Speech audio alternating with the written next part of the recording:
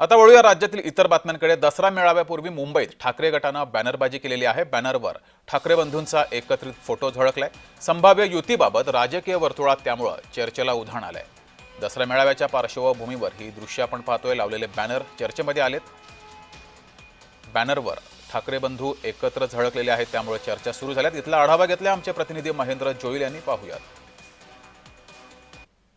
शिवसेना ठाकरे गटाचा मेळा अवघ्या काही तासांवर येऊन ठेपलाय। मात्र या मेळाव्याची चर्चा जी जोरदार पाहायला मिळते। मी सध्या दादर टीटी परिसरात आहे आणि मुंबईत लालबाग परळसारख्या परिसरात शिवसेना ठाकरे गटाची जी आहे ती मेळाव्यानिमित्त बॅनरबाजी पाहायला मिळते। मात्र एक बॅनर आहे तो सगळ्यांचं लक्ष वेधून घेतोय। तो सध्या राज ठाकरे आणि उद्धव ठाकरे हे एकाच बॅनरवर पाहायला मिळत आहेत।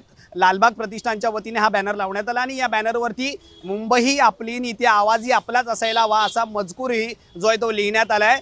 दसरा मेळाव्यासाठी निमंत्रण देण्यात आलंय। मराठी माणसा जागा हो आणि न्याय हक्कासाठी एक हो। सध्या दोन भावांच्या युतीची चर्चा होते। मात्र हा बॅनर आहे तो कार्यकर्ते किती उत्साहित हा बॅनरमधून पाहायला मिळते। दसरा मेळाव्यात उद्धव ठाकरे, राज ठाकरे जे आहेत ते एकत्रित येणार का, किंवा या मेळाव्यातून राज ठाकरे आणि जे ते उद्धव ठाकरेंची जी होणारी युती आहे त्याबद्दल उद्धव ठाकरे काही जे ते भाष्य करणार का, किंवा या मेळाव्यात राज ठाकरे जे आहेत ते दसरा मेळाव्यात जे ते ठाकरे गटाच्या मंचावर येणार का, असे अनेक प्रश्न आहेत ते विचारले जात आहेत। मात्र हा जो बॅनर आहे तो एक उत्साह जो आहे तो कार्यकर्त्यांमधला दाखवतोय।